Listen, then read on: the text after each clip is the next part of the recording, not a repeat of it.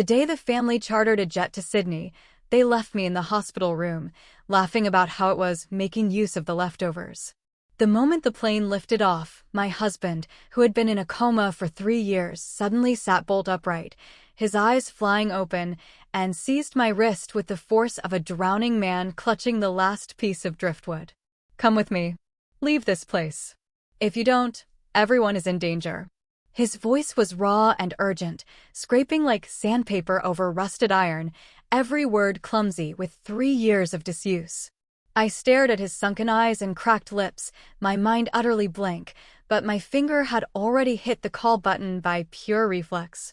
When the nurse burst in, my husband collapsed back onto the bed, eyes closed, breathing steady, as if the whole episode had been nothing more than a grief-stricken hallucination. Except the marks of his fingers were still on my wrist.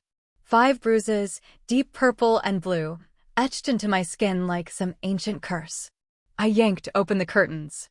From the 23rd floor, I could just make out the stream of headlights snaking along the freeway toward the airport. The Grant's private Gulfstream G650 would already be taxiing. On board were my father-in-law, mother-in-law, brother-in-law, sister-in-law, their spouses and children, 14 people in total. They had taken the last $60 million of liquid capital from the company accounts, every antique and painting of value from the house, the housekeeper, the driver, the chef. And they'd even pried my own needlepoint off the living room wall and stuffed it into a suitcase. What they left me was an overdue bill for this VIP hospital room and a man who had been pronounced medically hopeless. "Colin Grant," I said, testing the name aloud. 3 years had made it foreign on my tongue. I leaned down until my lips were close to his ear. "What did you just say?" He didn't react. The EKG blipped along faithfully, a loyal little lie. I straightened up, pulled out my phone, and called my lawyer. "Ron, I need you to look into something for me." I stared at my husband's peaceful face, my voice as calm as if I were discussing a stranger's grocery list. The background of the driver who caused the crash 3 years ago. I want everything. After I hung up, I sat by the bed for a long time. Outside, the sky bruised from gray to black. The nurse came in 3 times to take his temperature. I didn't move. At 2:17 a.m., my phone lit up with an encrypted folder from Ron. It took me 40 minutes to read through everything. All the doubts I'd carried for 3 years snapped into a single, coherent line. The driver's name was Dale Coster. He had worked for 2 years at a logistics company under the Grant Group umbrella, then abruptly quit 3 months before the crash. His stated reason: health issues requiring extended rest. As it happened, 1 month before that, Colin had transferred his 15% stake in the group to his father, Bernard Grant. And as it happened, the angle of impact, the location, the timing, every detail of that crash had been measured with a ruler. I ran my fingertip over the driver's ID photo on the screen and, for the first time in a long time, I smiled. "You really did sleep through it all, didn't you, Colin?" The next morning, I put on a black blazer, pulled my hair back into a sharp ponytail, and painted my lips a fierce red. The woman in the mirror looked utterly composed. There wasn't a trace of sleeplessness in her eyes. 3 years was enough time to refine every raw emotion into a blade and hide it deep in your bones. I walked up to the nurse's station and slapped the overdue bill onto the counter. 78,000? The charge nurse sucked in a breath when she saw the number. "I'll settle it by 3 this afternoon." I offered her a small smile. "And please contact Dr. Foster in rehab. My husband needs a comprehensive muscle function assessment." She looked at me like she wanted to say, "Why would you do rehab on a vegetable?" But the quietly unhinged calm in my eyes made her swallow the words. She ducked her head and started dialing, her fingers stabbing at the phone. I turned and walked back down the hall, the click of my heels echoing like a countdown. When I pushed open the door to his room, I stopped short. Colin was awake. He was turned toward the door, his eyes open. Our gazes met, and his pupils contracted sharply. His lips parted, but nothing came out. He just looked at me with those 2 large eyes, made enormous by the wasting of his face. Awake. I leaned against the doorframe, arms crossed, as if I'd just asked him what he wanted for breakfast. "Sarah." His voice was even rougher than the day before, like rusty hardware being forced apart. Are you wondering if I took yesterday's warning seriously? I walked over and sat in the chair beside him, crossing my legs. Or are you wondering why I'm not terrified that a man in a vegetative state suddenly started talking? He was silent for a moment. His Adam's apple rolled in a difficult swallow. The prolonged bed rest had wasted his muscles so badly that it jutted out under his thin skin like a stone lodged in his throat. How much do you know? He asked. Not much. I took out my phone and opened the file Ron had sent, holding the screen for him. Just enough to piece together the truth. Colin's eyes lingered on the screen for a long time. His lashes dropped, then lifted again. A thin sheen of red rimmed his eyes, but no tears fell. He let out a rasping laugh laced with 3 years of accumulated bitterness.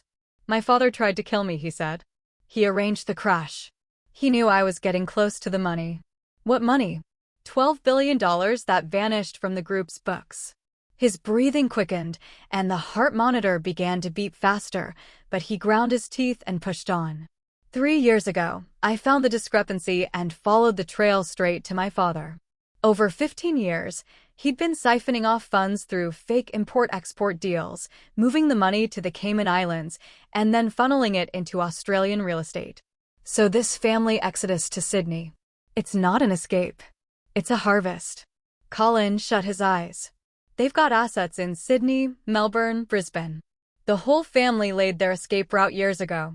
Once the shell of the company here rots completely, they get to live in the sun on the other side of the world.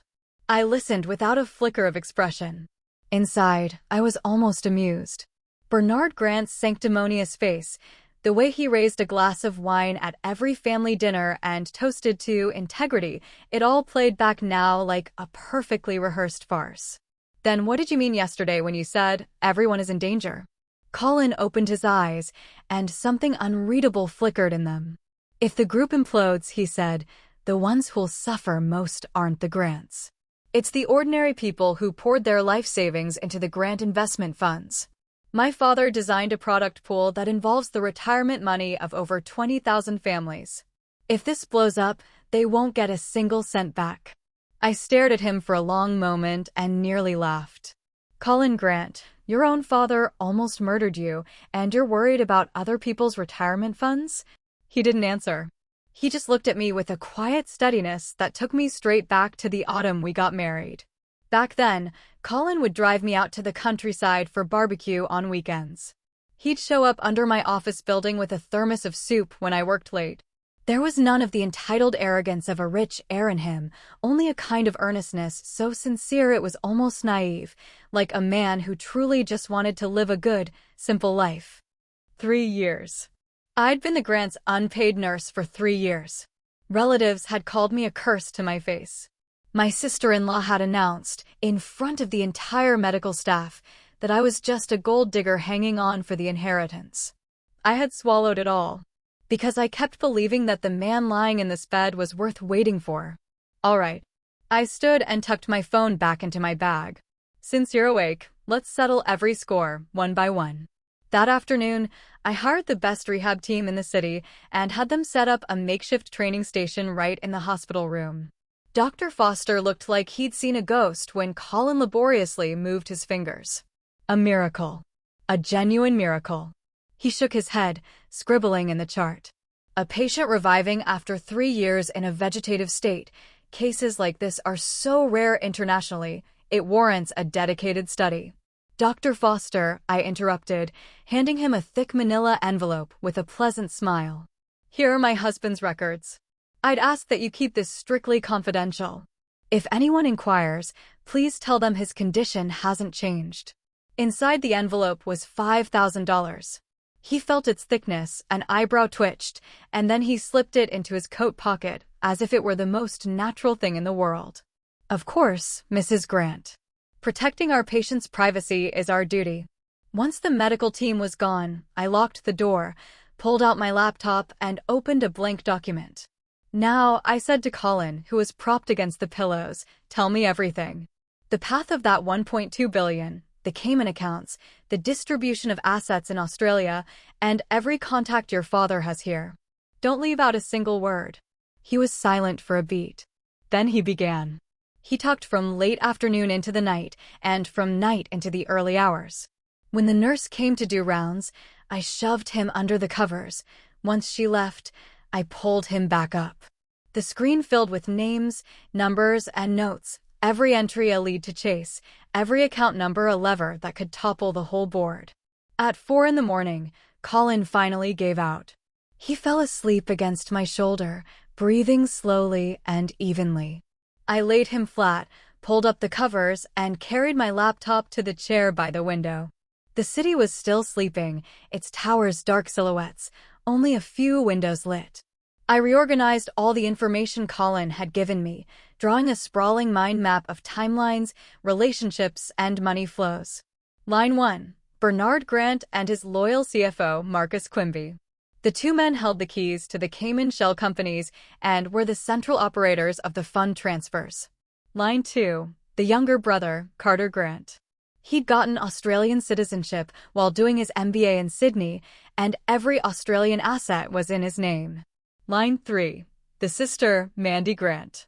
She ran a seemingly independent jewelry design business here, which in reality was a laundering channel for the group's money.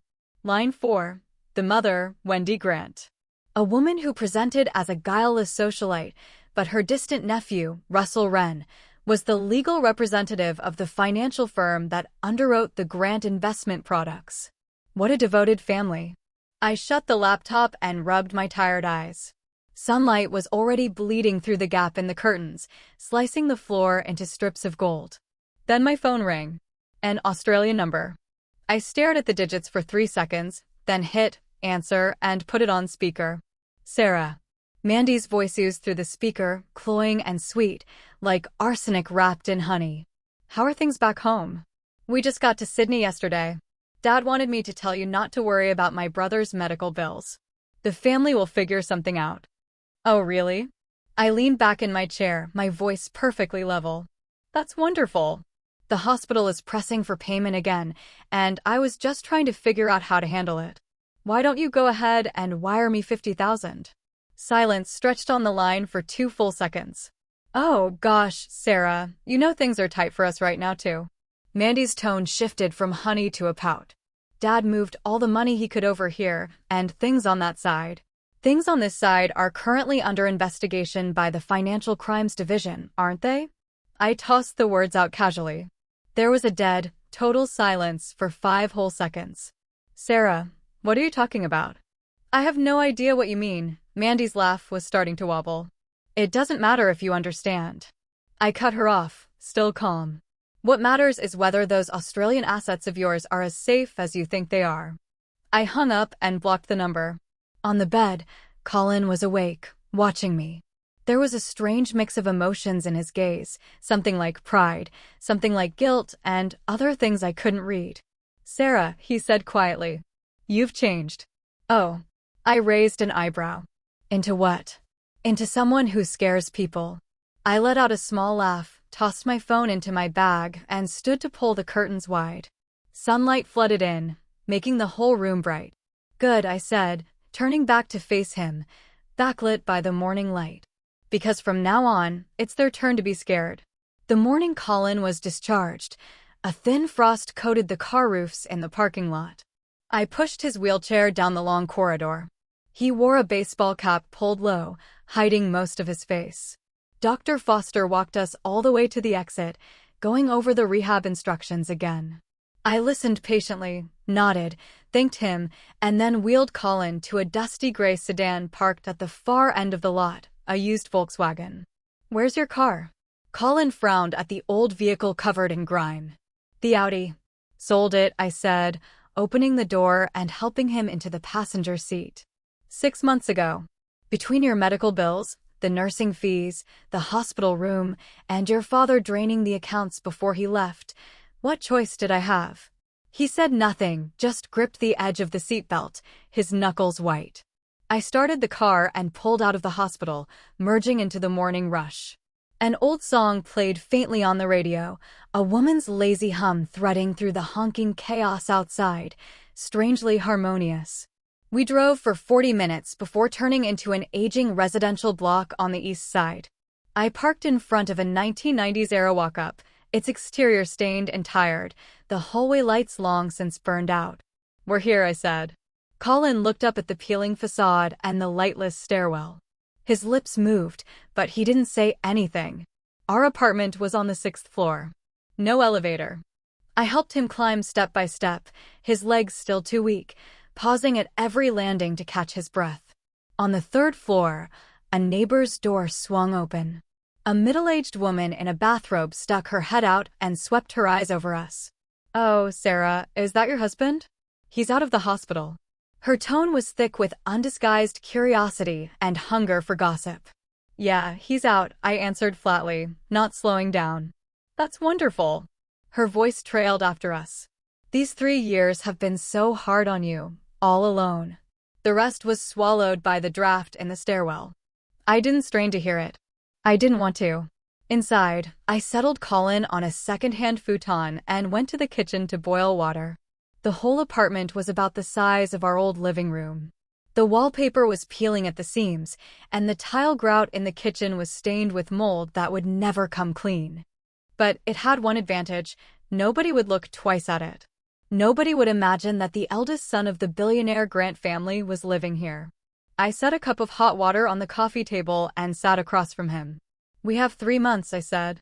"In 3 months, I want Bernard Grant on his knees in front of me, coughing up every cent he stole." Colin looked up at me. His face was still pale, but some light had returned to his eyes. "Do you have a plan?" "Yes." I pulled a fresh notebook from my bag and flipped it open to the first page, which was crammed with dense handwriting. "Step 1, I said, pointing to the paper. "We sever the domestic lines. Your sister Mandy's jewelry company has been moving money for years. I checked her suppliers, 3 of them are shell companies, all registered to the same virtual office suite. If we can get the corporate records and bank statements for those 3 companies, the Financial Crimes Division can open a case. But you can't just get those documents easily. Already got them." I cut him off and pulled a few folded sheets from the notebook's pocket. "Last Tuesday, I went to the business registry and said I was a former employee of Mandy's company, checking to see if the company had used my name to issue fraudulent invoices. The clerk at the window had a kind heart and pulled the files for me." Colin took the pages and stared down at them. His hands trembled slightly, maybe from the lingering muscle weakness, maybe from something else. "Step 2, I said, turning the page. "Your brother Carter's assets in Australia. They're all under his Australian identity, but the purchase funds came entirely from those Cayman accounts. Between those accounts and your father's transfers here, there are 3 layers of shell companies. Find the bottom shell, and the whole money trail links up." "Do you know the name of the bottom shell?" "Of course not," I said, smiling. "But someone does." "Who?" "Your father's CFO. Marcus Quimby." Colin frowned and shook his head. "Mac has been with my father for 20 years. He'd never betray him." That was before. I slid a photo across the table. A teenage girl in a school uniform, grinning brightly, her hair in a ponytail. Mac's daughter, Chloe. High school senior, applying to art schools in the UK. Tuition plus living expenses will run at least $60,000–$70,000 a year. Mac's wife was diagnosed with breast cancer last year, surgery, chemo, another huge drain. "Do you really think Mac can hold it together on his salary from the Grant Group?" Colin fell silent. "Everyone has a pressure point," I said, taking the photo back and tucking it into the notebook. "Mac's pressure point is his daughter. If I offer him a path, one that lets his daughter study abroad and lets him walk away from your father's sinking ship, he'll become our sharpest knife." The afternoon sunlight fell across the coffee table, brightening the open notebook. Colin watched me, his gaze holding surprise, admiration, and a faint edge of unease. "Sarah," he said, his voice quiet, "how long did it take you to prepare all of this?" 3 years. I closed the notebook and stood, heading for the kitchen. "Did you think I spent these 3 years just sitting beside your bed, crying?" I didn't look back, but I could feel his eyes on my back, hot and unblinking. 3 nights later, it was raining in the old South Alleys. I parked outside a tea house, opened a black umbrella, and pushed through the door. The place was nearly empty.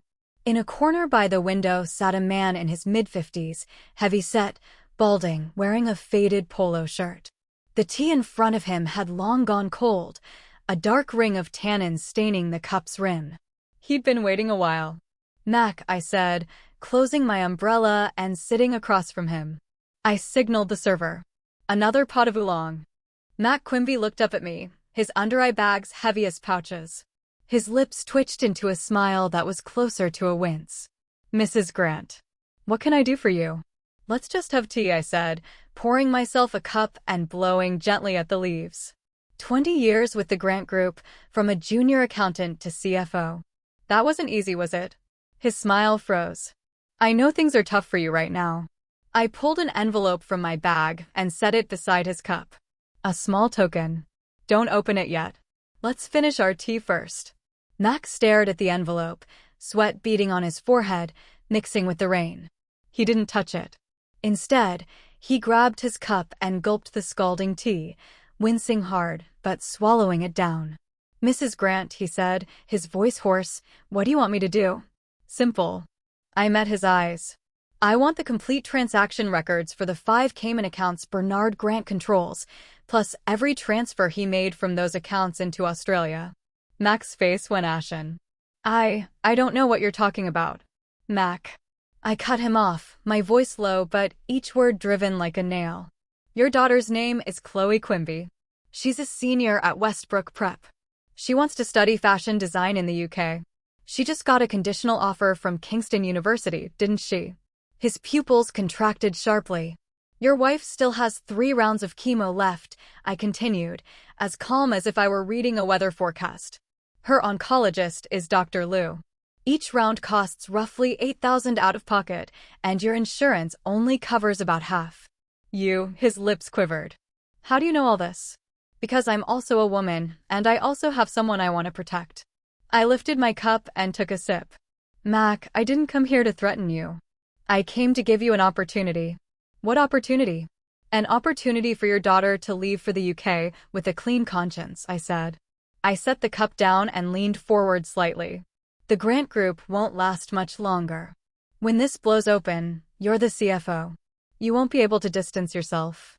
Your daughter won't just lose her chance at studying abroad, her entire future could be destroyed.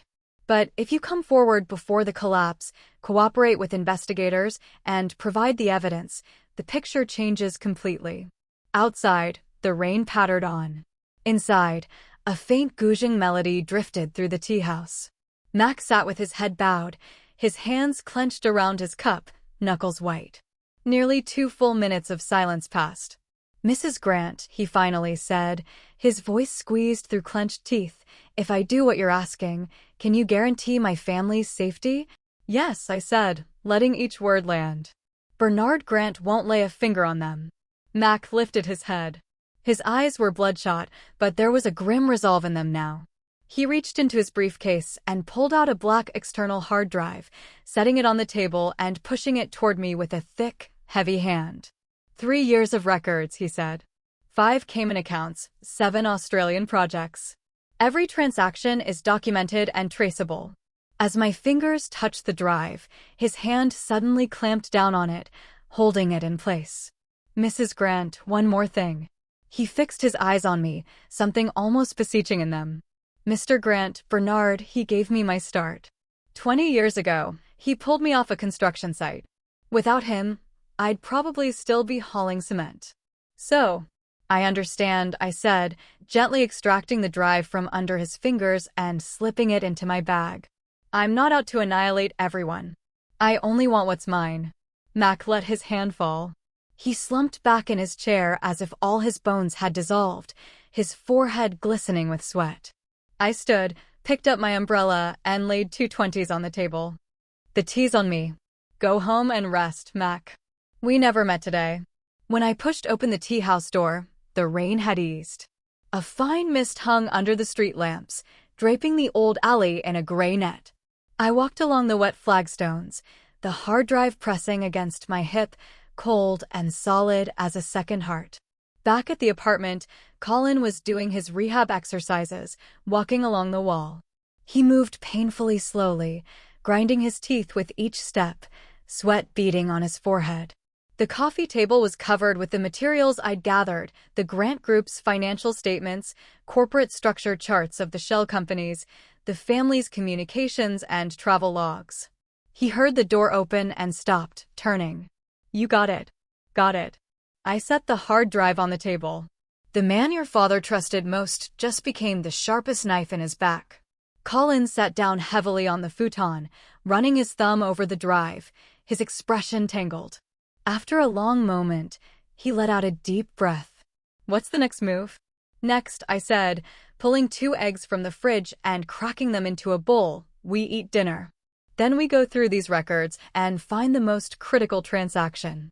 That night's meal was simple: egg fried rice and seaweed soup, maybe $4 worth of ingredients.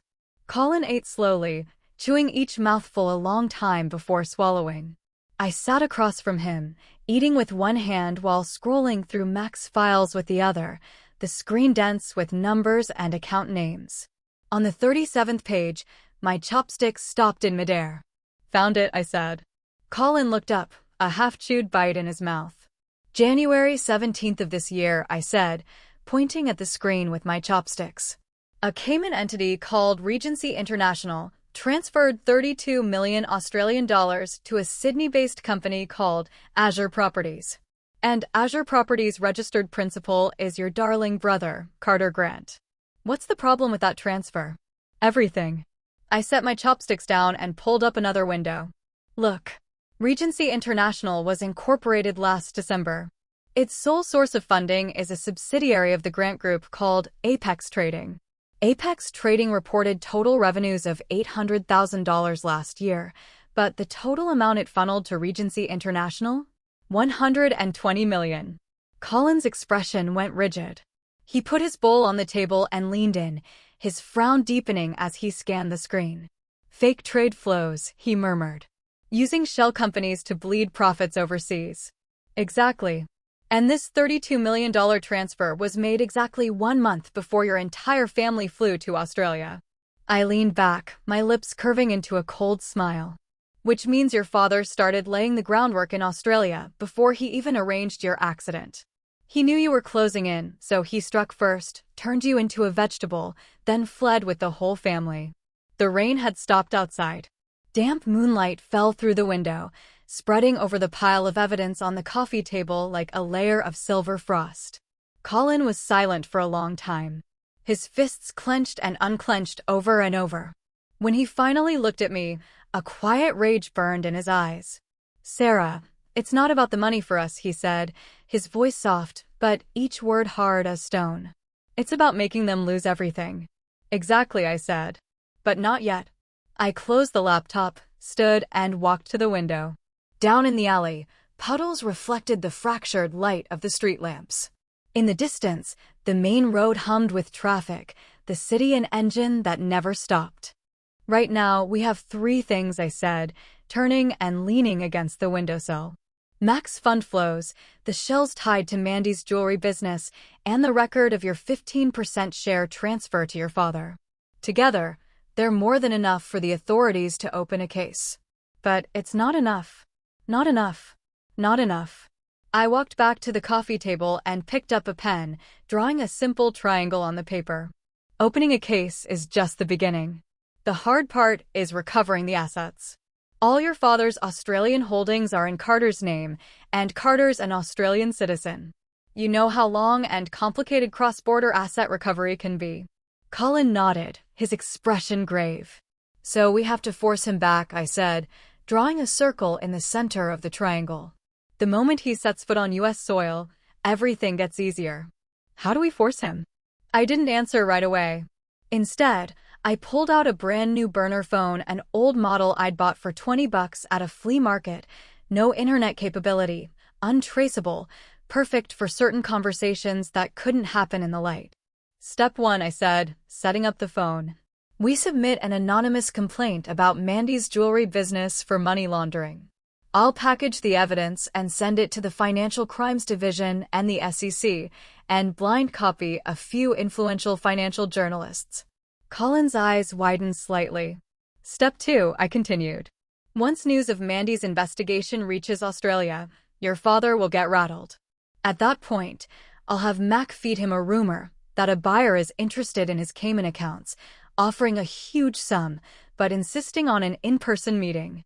He won't buy it. He will. I finished punching in a number and looked at Colin. Your father's greatest weakness is greed.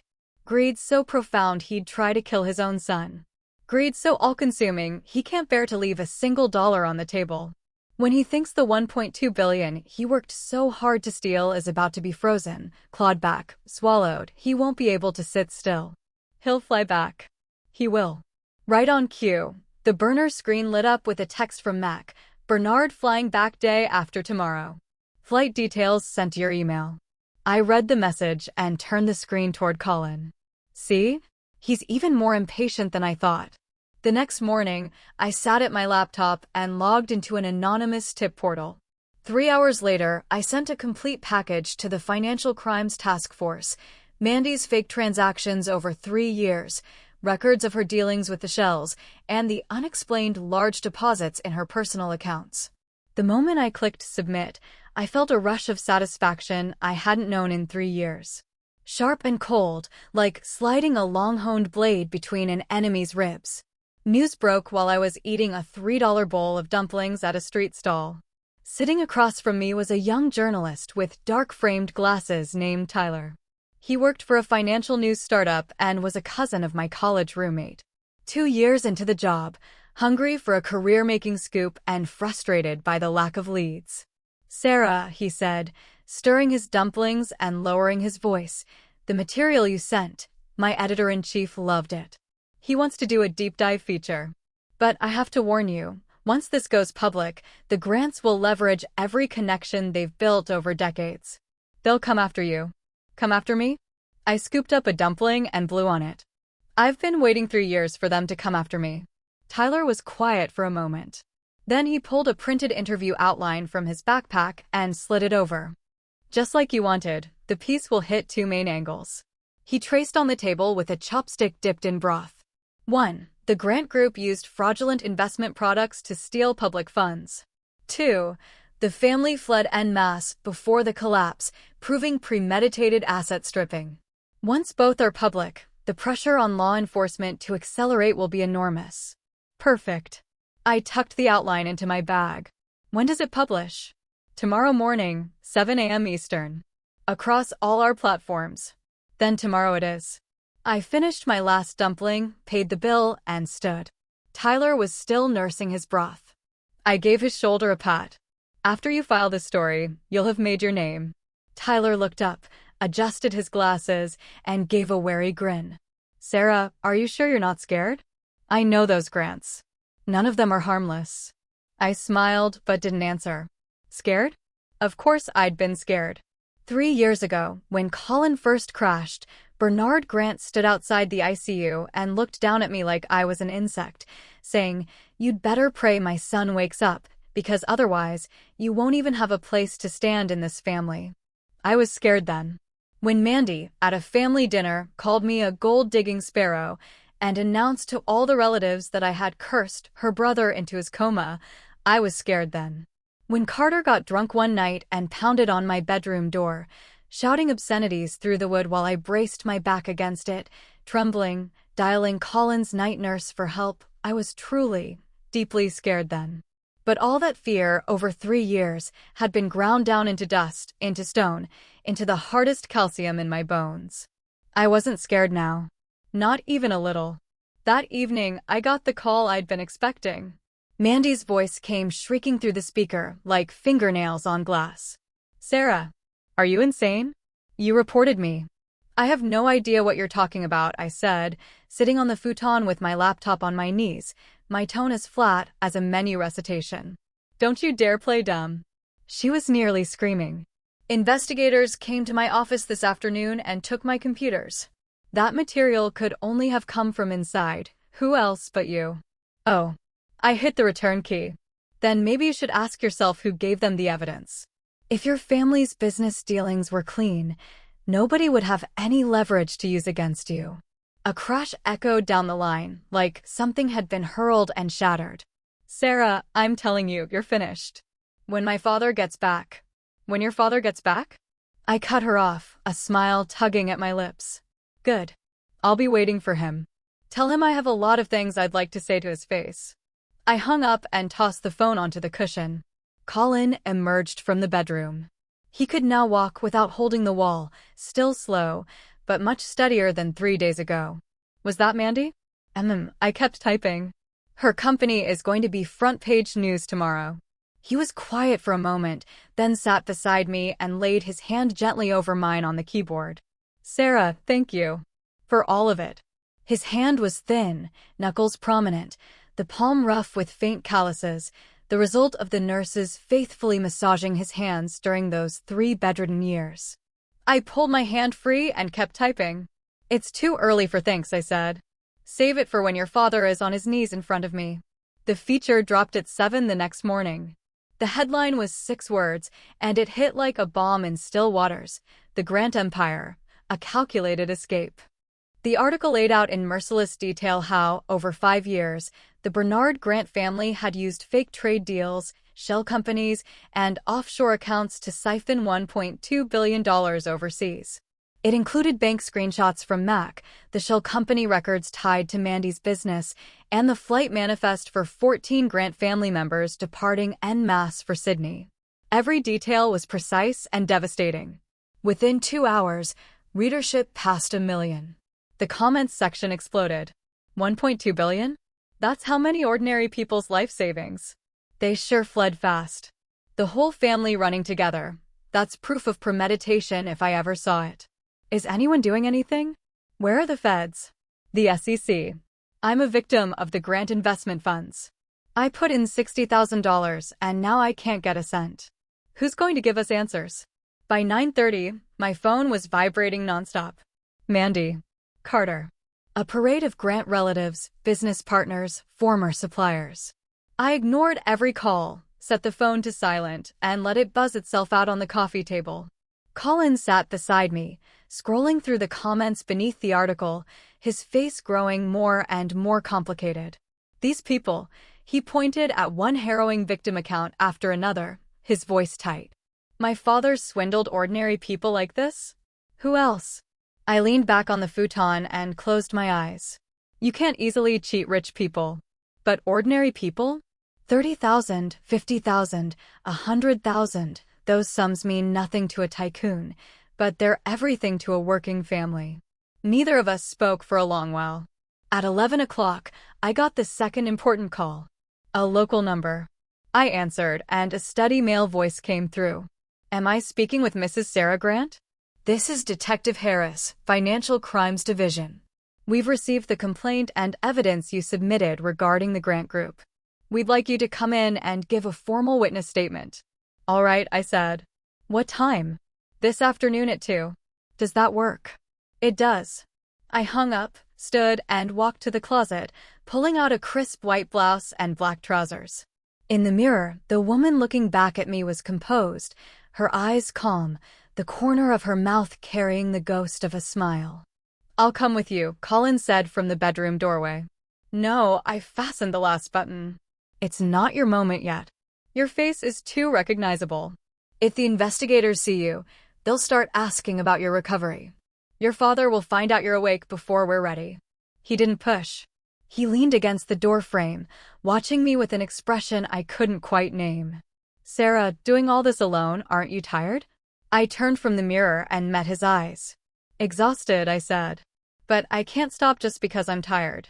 If I stop, those 20,000 families will never see their retirement money again. While your father sips wine in the Australian sunshine, some elderly couple won't even be able to afford their prescriptions. I picked up my bag. Passing him, I reached out and gave his wrist a brief squeeze. Keep practicing your walking. When your father gets back, I want you standing on your own 2 feet when you face him. The Financial Crimes Division building was a gray monolith on the west side, radiating an air of unassailable authority. After signing in, a young officer escorted me to an interview room on the 3rd floor. The room was small and stark white, furnished with a table, 2 chairs, and a camera in the corner. On the table sat a recording device and a stack of blank statement forms. I waited about 5 minutes. The door opened and 2 people entered. The lead was a man in his 40s, medium build, navy jacket, close-cropped hair, with sharp, restrained eyes. Behind him was a female officer in her early 30s carrying a laptop. "Mrs. Grant, I'm Detective Harris. This is Officer Chen." He sat across from me, getting straight to business.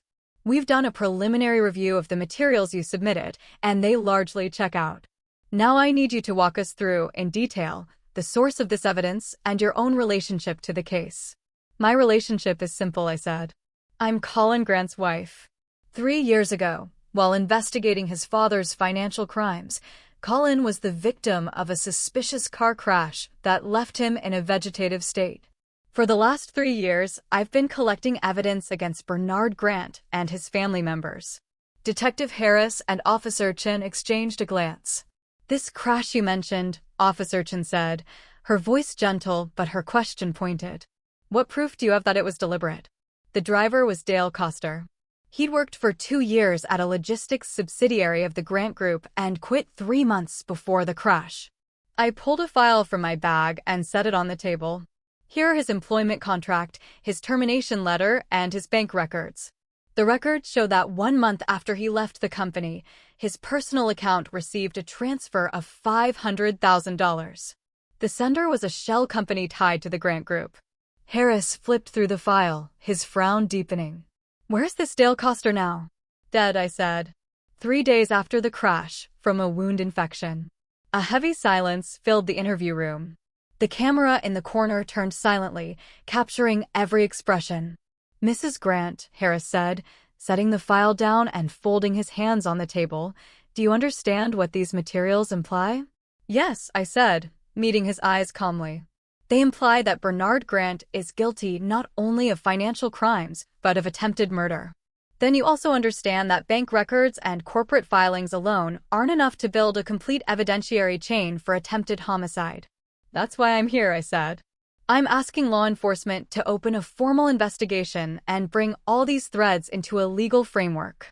I have more evidence. The full transaction records for 5 Cayman accounts controlled by Bernard Grant, a map of his assets across 7 Australian real estate projects, and detailed laundering records through his daughter Mandy's jewelry business." I took out the hard drive Mac had given me and placed it on the table. "It's all here." Harris stared at the drive for a long moment, then nodded slowly. "Officer Chen, log this into evidence." For the next 2 hours, I poured out everything I knew. From Colin's discovery of the financial discrepancy 3 years ago, to the forced transfer of his shares, to the engineered crash, to the mass flight of 14 family members. Every detail was matched with corroborating evidence. Every dollar's path was documented. As I spoke, Officer Chen occasionally glanced at me with a mixture of sympathy, respect, and a hint of curiosity. She was probably wondering what a woman had to endure to recount the destruction of her husband's family with such clinical calm, as if she were narrating someone else's story. When the statement was finished, it was early evening. Detective Harris stood and extended his hand. "Mrs. Grant, thank you for bringing these crucial leads to us. We'll move to open a formal case as quickly as possible and initiate the cross-border recovery process. But I have to be upfront. International asset recovery can be a long road, 6 months at minimum, possibly years. You should be prepared for that." "I've been preparing for 3 years," I said, shaking his hand with a smile. "I can handle a few more months." Walking out of the building, the sky had darkened. The evening wind carried the bite of early winter. I pulled my coat tight and stood on the steps, taking a deep breath. My phone buzzed again. A text from Mac. "Bernard arriving tomorrow 9 a.m., Flight UA 178, Terminal 3. He told his driver to pick him up, didn't tell me. But I got the driver's schedule." Attached was a screenshot showing the vehicle, a black Mercedes S-Class, vanity plate ending in 888, Bernard's favorite. I forwarded the details to Detective Harris, then texted Mac back. "Thank you, Mac. When this is over, I'll make sure your daughter's tuition is covered." His reply came instantly. "Mrs. Grant, I'm not doing this for money." "I know," I typed. "But you've earned it." When I got home, Colin was pacing the living room. His gait was steadier than in the morning, still slow but no longer kneading the wall. He stopped when I came in, his eyes urgent. What happened? They're opening a case. I hung my bag on the hook and changed into slippers. Tomorrow, when your father lands, a team from financial crimes will be waiting for him at the airport. Colin stood frozen, as if he hadn't fully processed it. After several seconds, his lips parted. That fast? Fast? I walked into the kitchen and turned on the faucet. 3 years of preparation, all for this one day. You think it's fast? He leaned in the kitchen doorway, watching me in silence as icy water rushed over my hands. I didn't pull away. I needed the cold to stay sharp. Sarah, he said at last, I've wanted to ask you something. Ask. In these 3 years, did you ever think about leaving? I shut off the water, shook my hands dry, and turned to face him. Yes, I said. Many times. After your crash, your mother slapped me in front of everyone and said I'd cursed you. Your sister slipped sedatives into my drink so she could strip the house while I was unconscious. Your brother got drunk and tried to break into my room at night. Your father cornered me in his study and tried to force me to sign away my inheritance rights. With every sentence, Colin's face went a shade paler. Every single time I wanted to go, I continued, my voice even. But every time, I stood at the door of your hospital room, saw you lying there with all those tubes, and I couldn't walk away. Why? Because you're the only person in that family who was ever truly good to me. I held his gaze, each word deliberate. You're the only one who never treated me like an outsider. So I couldn't let you just lie there, letting the people who did this to you get away with it. Colin's eyes reddened. He lowered his head, pressing his thumb and forefinger against his brow, his shoulders trembling almost imperceptibly.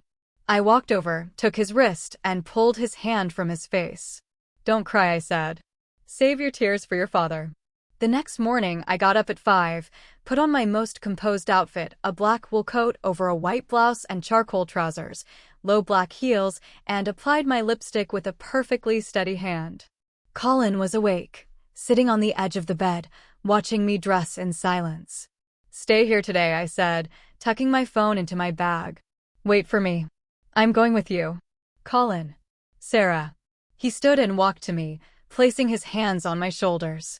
For 3 years, I know exactly how those people treated my wife.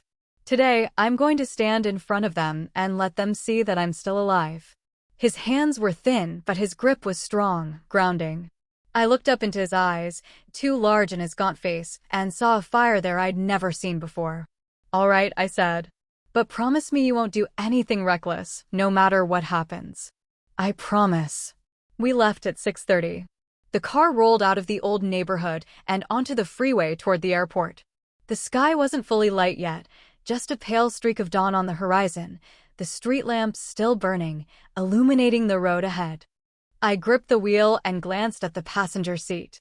Colin wore a dark parka, the baseball cap pulled low. His hands rested on his knees, fingers tapping a silent count. Nervous? I asked. A little, he admitted. Me too. We parked at Terminal 3 and waited in the car. The terminal's vast glass facade gleamed cold white in the early light. Travelers streamed past with rolling suitcases, none of them noticing the dusty gray sedan at the far end of the lot. At 8:40, Mac texted, "Flight landed early. He's going through customs." At 8:50, 2 unmarked police vehicles rolled quietly into the underground parking structure. Detective Harris sent me a message, "We're in position." Proceeding as planned. At 8:58, the automatic doors of the arrivals hall slid open, and a man in a camel overcoat and dark sunglasses emerged, pushing a luggage cart. His hair was silver, but he moved with a ramrod posture, a driver and a young aide trailing behind him. Bernard Grant. 3 years hadn't changed him much. Maybe the Australian sun had tanned him a shade deeper.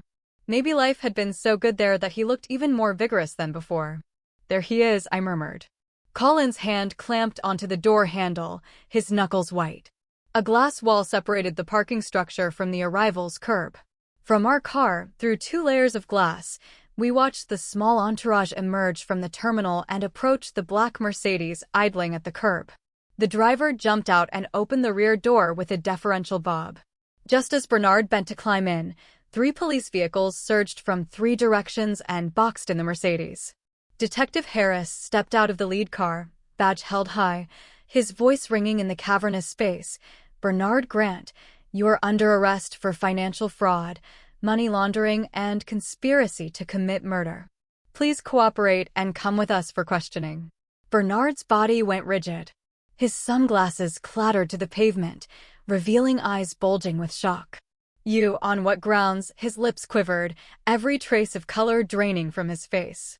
His aide tried to step forward and protest. 2 officers blocked him. The driver simply raised his hands in a gesture of total non-involvement. Harris held out the arrest warrant. "This is the warrant. You have the right to remain silent. Anything you say can and will be used against you in a court of law." Bernard didn't look at the warrant. His gaze swept desperately through the crowd beyond the police, searching for someone. Then it stopped. He saw the gray sedan at the far end of the parking lot. He saw me in the driver's seat. And he saw the man in the passenger seat, who was now slowly removing his baseball cap. Colin Grant. The son he'd sent to the brink of death 3 years ago, staring back at him with dead calm. Bernard's mouth opened and closed. A strangled sound escaped his throat, like a man being garrote. He lunged in our direction, but 2 officers intercepted him. "Mr. Grant, get in the vehicle." They pressed his head down and guided him into the back of a police cruiser. The door slammed shut, sealing off all the noise. The cruisers pulled away, lights flashing, merging into the freeway traffic and disappearing from sight. I started the car, shifted into drive, and eased out of the lot. The sun had fully risen, pouring gold over the highway and turning the road ahead into a mirror. In the passenger seat, Colin had buried his face in his hands, his shoulders heaving. I didn't say anything. I just reached over and rested my hand on the back of his neck. His skin was cold, like a stone buried under years of ice, but beneath it, I could feel something finally beginning to thaw. "He saw me," Colin's voice came, muffled through his fingers. "He saw me." "Yes, he did." He dropped his hands and turned to me, his eyes raw, but the corner of his mouth twisted into something almost fierce. "Did you see his face? Like he'd seen a ghost." "You are his ghost," I said. "The one he made with his own hands." Colin let out a laugh that echoed through the car, blending with the old song on the radio, something achingly sad about it. We drove an hour back to the aging apartment block. I parked and cut the engine but didn't move to get out. "There's still a lot to do," I said, staring through the windshield at the drab building. "The Financial Crimes Division will go through every account of the Grant Group. The victims who bought those investment products will start receiving notifications. Cross-border recovery proceedings against Mandy and Carter's Australian assets will launch. But there are still 100 procedural hurdles, 100 obstacles ahead." "I'll be with you," Colin said. "I know." I turned to look at him. I never doubted that. The news spread faster than I'd anticipated. That afternoon, Bernard Grant's airport arrest dominated every major news platform. Tyler's outlet rushed out a breaking update. Grant Group chairman arrested at airport. Staggering $1.2 billion fraud emerges. Readership hit 500,000 in 30 minutes. More details followed. Mandy's jewelry company was raided, its accounts frozen. She was still in Australia and not yet in custody, but all her domestic assets were placed under restriction. Carter's Sydney mansion drew the attention of the Australian Federal Police. Local Chinese-language media reported that Australian authorities were coordinating with U.S. investigators to launch anti-money laundering proceedings against his holdings. As for Bernard, his interrogation lasted 6 hours. By all accounts, he was defiant at first, denying everything and painting me as the malicious liar. Then Detective Harris began laying out the evidence. Max Cayman account records, the fake trade flows from Apex Trading, Dale Coster's $500,000 deposit. Piece by piece, Bernard's defenses crumbled. What finally broke him was a recording. It was a phone call Mac had secretly taped, in which Bernard said, "All the money's already in Australia." What's left here is an empty shell. What can they do to me? That single sentence was the nail in the coffin. At 10 o'clock that night, the Financial Crimes Division posted an official statement. Bernard Grant has been formally charged with securities fraud, money laundering, and related offenses. He is in federal custody pending trial. The investigation remains ongoing. I screenshotted the statement, turned off my phone, and let out a long, slow breath. Colin sat across from me, holding a glass of water that had long gone cold. He seemed not to notice. I never imagined, he said, staring into the still water, that I'd see my father taken away in handcuffs. Regretting it? I looked at him. No, he shook his head, his voice quiet but firm. Not regret. Just surreal. For as long as I can remember, my father was the man who never made mistakes. Commanding every room, dominating every deal, everyone orbiting around him. I thought he'd be that way forever. Nobody stays on top forever, I said. You just saw him fall. He was silent a moment, then drank the cold water in one long swallow. Sarah, what's next? Next, I said, pulling a printed list from beneath the coffee table, we start giving the money back. The list was a partial victim roster Mac had compiled: names, social security numbers, investment amounts, contact information. The smallest entry was $5,000, the largest, $180,000. Most of the victims were over 50, their addresses clustered in the city's older neighborhoods and working-class suburbs, people who had scrimped their whole lives and put their retirement into what they thought was a safe place. Colin took the list and turned the pages slowly. When he reached the last page, his hand stopped. The final entry carried a name we both knew: Doris Feldman. Our third-floor neighbor, the woman who always poked her head out to gossip. She had invested $300,000. $300,000, Colin murmured. She's a cashier at a grocery store. That's probably every cent she ever saved. That's why we need to move fast, I said, taking the list back. As fast as possible. The next morning, I contacted Tyler and asked him to set up a victim registration portal on his new site, a public clearinghouse for information and evidence. At the same time, I filed a motion in federal court as a victim's representative, seeking to freeze every traceable asset belonging to Bernard Grant and his family. Detective Harris moved just as fast. 3 days after the case was opened, the Financial Crimes Division activated its Mutual Legal Assistance Treaty with Australia. Australian authorities placed temporary freezes on Carter Grant's 7 properties in Sydney, Melbourne, and Brisbane. When the news crossed back to the US, it triggered a second tidal wave of coverage. Journalists swarmed. My phone rang off the hook. Interview requests, tipsters, people pretending to be victims to fish for a payout, distant Grant relatives calling to curse me as a traitor. I answered every call. The ones who cursed me, I listened to calmly and then hung up. The tipsters, I took notes. The legitimate media, I gave brief statements to 2 outlets and politely declined the rest. My approach was simple: don't hide, don't over-explain, don't argue. I knew that in this fight, public opinion wasn't what mattered. What mattered was what the courts would rule. The breakthrough came 7 days after Bernard's arrest. I was at the division going over case updates with Detective Harris when my phone rang. An Australian number, but not the one Mandy had used before. I answered. Sarah. It was Mandy, but her voice was nothing like the arrogant screech from before. It was low and raw, as if she'd been crying for hours. Can we talk? What do you want to talk about? I leaned against the hallway wall, my voice level. My brother. Colin, he's really awake. She sounded shaky. Haven't you seen the news? The line went silent for so long I thought she'd hung up. Then she spoke again, her voice carrying a weakness I'd never heard from her. Sarah, could you tell the investigators that everything I did, my parents made me do it? I was just a name on the paperwork. I didn't know anything, Mandy. I cut her off, my voice quiet and sharp as a scalpel. Do you remember the night 3 years ago when you put sedatives in my water? Silence. Do you remember what you said to me? Still silence. You said, Sarah, don't blame me. You've been so tired in this family. I just want you to get some good sleep. I recited her words verbatim. That night, if your housekeeper hadn't seen and secretly dumped the glass, I might never have woken up. So, Mandy, don't tell me you didn't know anything. How am I supposed to believe that? A stifled sob came through the line. Sarah, I was wrong.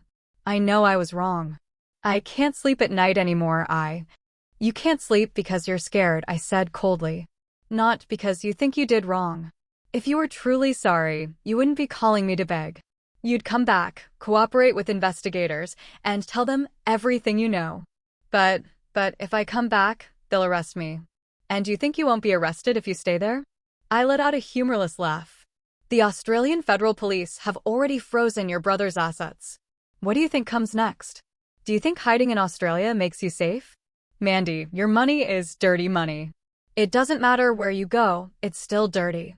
Justice might be slow, but it's coming. I hung up.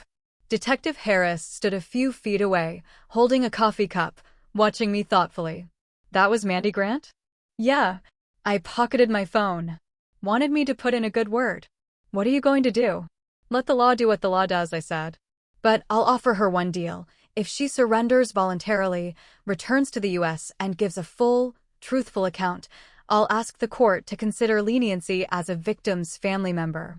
Harris raised an eyebrow, weighing the statement. Mrs. Grant, I've been in financial crimes for 20 years. I've seen every kind of victim's family.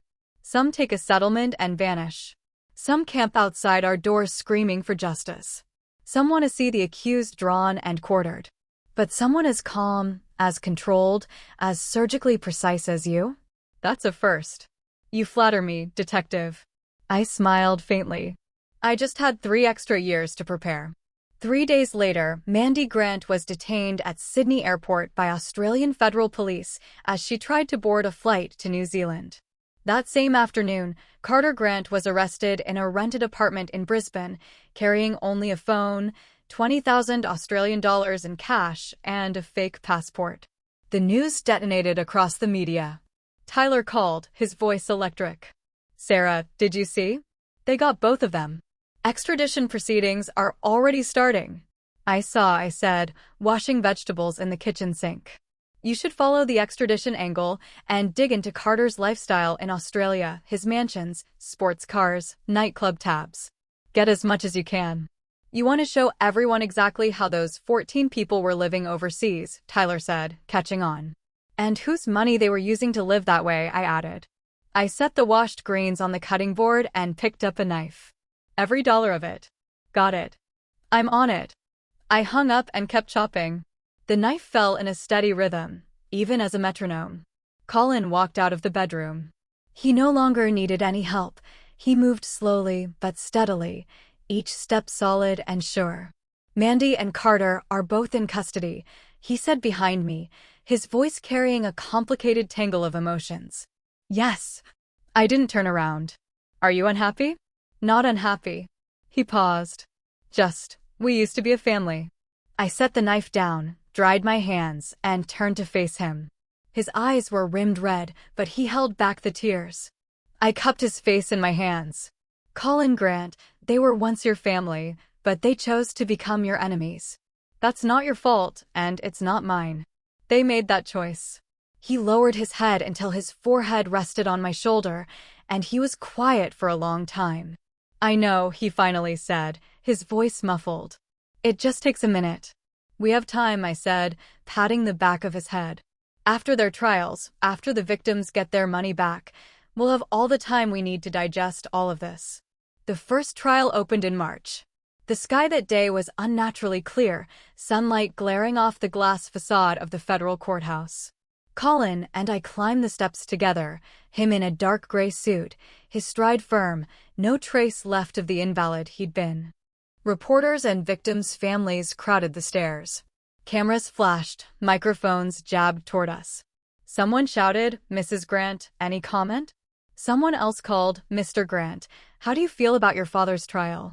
We didn't stop. Inside the courtroom, I saw Bernard Grant seated at the defendant's table. He wore a Navy prison jumpsuit. His hair had gone completely white. He looked like a great tree torn up by the roots, withered, hollowed out, stripped of all his old authority. The handcuffs on his wrists glinted cold under the fluorescent lights. The moment he saw Colin, his whole body jolted. His gaze locked onto his son's face, and his lips trembled violently, as if he were barely holding something in. Then, in a move that stunned the entire courtroom, he crumpled to his knees. "Colin, Sarah," his voice was so hoarse it was nearly deformed. "Please, I'm begging you, let your brother and sister go. They're still young. They have their whole lives. Take it out on me. I'll plead guilty to everything, just." Marshals pulled him back to his feet, but he kept straining, kept shouting, his voice cracking. A profound silence fell over the room. Every head turned toward us. I rose from my seat. Across the entire courtroom, I looked directly at the man who had once been so monstrously powerful and who was now scrabbling like a dog.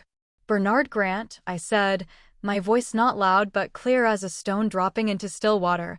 "Do you know what I said to you 3 years ago, when you stood outside the ICU looking down at me?" His shouting cut off. His eyes went wide. "I told you that one day you would kneel in front of me." I looked down at him exactly the way he had once looked down at me. 3 years ago, you didn't take it seriously." The corner of my mouth curved into the faintest smile. "Now, do you believe me?" The verdict came 3 months later. Bernard Grant was convicted of securities fraud, money laundering, and conspiracy to commit murder. He was sentenced to life in federal prison without the possibility of parole, and all his assets were ordered forfeited. Mandy Grant was convicted of money laundering, but due to her voluntary surrender and full cooperation, she received a reduced sentence of 6 years and a $200,000 fine. Carter Grant was convicted of money laundering and passport fraud and sentenced to 10 years. His 7 frozen Australian properties were ordered liquidated, the proceeds to be returned to the victims. 5 other Grant Group executives, including Marcus Quimby, received sentences ranging from 3 to 8 years. Due to his substantial cooperation, Mac was given 3 years, suspended to 4 years of probation. The afternoon the sentences were handed down, I gave Tyler an interview on the courthouse steps. "Mrs. Grant, the case has finally concluded. How are you feeling right now?" I considered the question, then smiled at the camera. "Relieved," I said. "But not just for me. For the more than 20,000 families whose retirement money is finally coming home." The Financial Crimes Division reports that nearly 87% of the stolen funds have been recovered or frozen for restitution, a remarkably high rate in cases like this. "What role do you feel you played in that outcome?" "I did what anyone should do," I said. "The real credit goes to the professionalism and speed of the investigators, and to the people who had the courage to come forward, the whistleblowers, the insiders who cooperated." I paused and glanced at Colin, who leaned against our car with his hands in his pockets, smiling faintly in my direction. "And my husband," I said, turning back to the lens. "If he hadn't risked his life 3 years ago to follow the money, and if he hadn't held on through all those months in a coma, none of this would have happened." After the interview, I walked to the car. Colin opened the passenger door with a slight bow, the same gesture he'd used when we were newlyweds. "How'd the interview go?" he asked, pulling into traffic. "Fine," I said, leaning back and closing my eyes. "Tyler said their site will probably crash again when this goes live." He laughed. The car glided smoothly into the evening flow. Outside, the city was lighting up in the dusk, its towers traced in neon. This city saw everything, every day, fortunes built, empires collapsed, people weeping, people laughing, someone holding vigil all night in a hospital room, someone snapped into handcuffs at dawn. And me? I was in the passenger seat of a used Volkswagen, with the man beside me asking what I wanted for dinner. "Dumplings," I said. "The $3 ones at that street stall." Colin glanced over, his smile widening. "All right," he said. "Dumplings." He turned down a narrow side street, and we rolled slowly through the twilight. Street lamps flickered on one by one, lighting the road ahead in warm, steady pools. I turned to watch the neighborhood slide past, and a feeling I hadn't known in years rose up in my chest, an emotion so foreign it took me a moment to name it. Peace. A clean, absolute peace, the first I'd felt in 3 years. Behind us lay the rubble of everything that had been destroyed. Ahead was the long work of rebuilding. And in my hands, I held the best tool for the job, not hate, but clarity. The car stopped at the dumpling stall. As I opened my door, my phone buzzed softly in my pocket. A message from Tyler. Sarah, 300 more victims registered on the portal today. The restitution distribution process is underway. First round of payments should reach people next month. I typed a single word back, good. Then I tucked my phone away, walked up to the steaming cart, and called out, 2 bowls of dumplings, both extra spicy. Colin came up behind me and sat on the plastic stool next to mine. He grabbed the chili jar and spooned 3 heaping scoops into his bowl. I raised an eyebrow at the red, fiery broth. You never used to eat spicy food. People change, he said, and took a bite, immediately gasping from the heat, but his eyes were full of laughter. I smiled and bent my head over my own bowl. The dumplings were scalding, the broth was fiery, the night air was crisp, and everything was exactly as it should be.